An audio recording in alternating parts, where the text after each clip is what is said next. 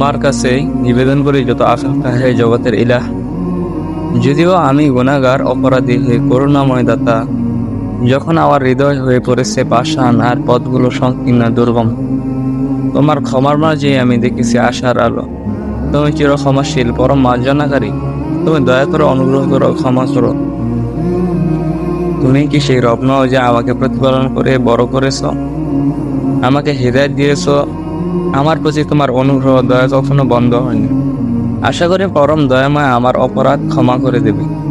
আমার ফেলে আসা জীবনের সব পাপ তুমি ঢেকে রাখবে।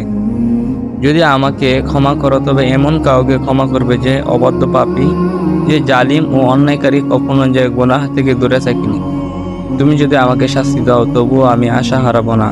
এমনকি যদি ফেরেশতারা আমাকে জাহান্নামে নিয়ে যায়, তবুও